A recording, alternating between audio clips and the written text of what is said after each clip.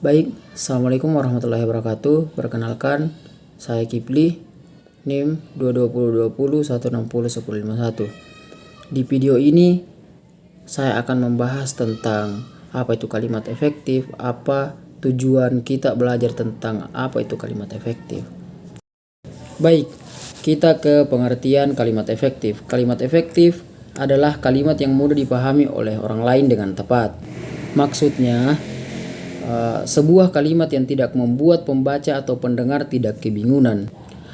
Pesan yang diucapkan atau pesan yang ditangkap oleh pembaca dan pendengar sama dengan maksud daripada penulis. Terus, apa pentingnya kita belajar tentang kalimat efektif? Tujuannya agar kalian bisa menulis dan terdapat beberapa syarat agar kalimat bisa disebut sebagai kalimat efektif. Apa saja syaratnya? Yang pertama adalah 1. Kesepadanan struktur.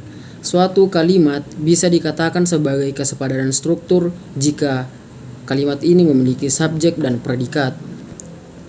Memiliki subjek dan predikat yang jelas. Dan yang kedua, tidak terdapat subjek ganda. Terus syarat efektif yang kedua yaitu keparalelan bentuk. Dalam kalimat efektif, jika diawali dengan kata benda, maka diakhiri dengan kata benda pula. Jika diawali dengan kata kerja, maka diakhiri dengan kata kerja pula. Misalnya, tahap akhir penyelesaian gedung itu pengecatan tembok, pemasangan penerangan, pembagian sistem air, dan pengaturan tata ruang. Kata ini tidak paralel karena kata yang menduduki predikat tidak memiliki bentuk yang sama. Di sini sudah jelas subjeknya hanya satu, yaitu saya. Kesepadanan struktur yang kedua yaitu tidak terdapat subjek ganda. Misalnya, penyusulan laporan itu saya dibantu oleh para dosen. Di sini sudah jelas kalimatnya terdapat dua subjek atau kalimat ganda. Penyusunan laporan itu dan saya. Bagaimana kemudian supaya kalimat ini jelas? Maka dalam penyusunan laporan itu saya dibantu oleh para dosen. Kenapa kemudian tadi di kalimat pertama itu tidak dikatakan sebagai kalimat efektif? Karena di awal katanya itu ada kata bagi, sehingga kalimat tersebut tidak disebut dengan kalimat efektif. Contoh kalimat yang tidak jelas. Bagi semua mahasiswa di perguruan tinggi ini harus membayar uang kuliah. Seharusnya kalimat efektif di sini adalah semua mahasiswa perguruan tinggi ini harus membayar uang kuliah. Terdapat beberapa syarat agar kalimat bisa disebut sebagai kalimat efektif. Apa saja syaratnya?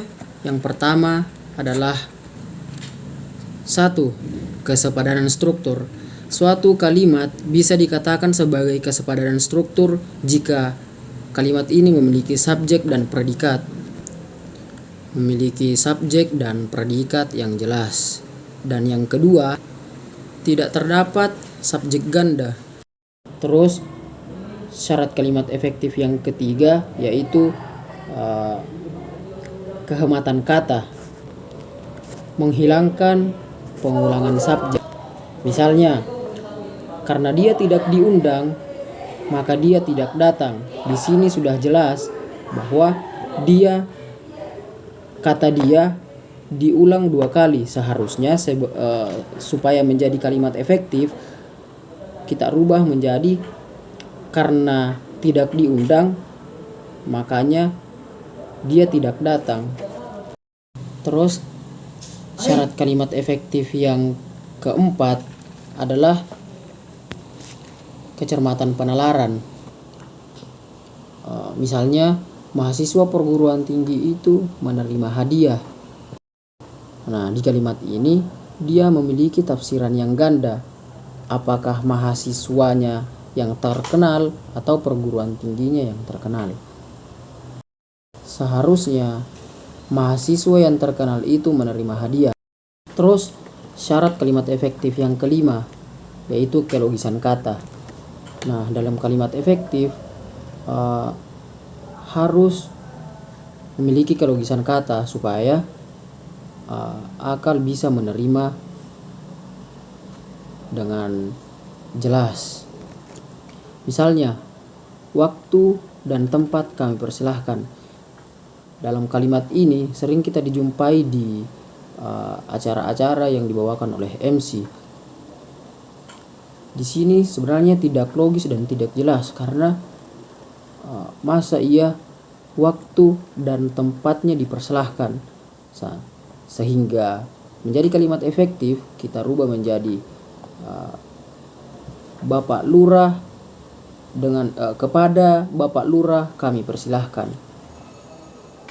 Nah, sekian video dari saya. Jika ada kekeliruan dan jika ada kekurangan materi, saya mohon maaf dan saya akhiri. Billahi sabilil haq, astagfirul khairat. Assalamualaikum warahmatullahi wabarakatuh.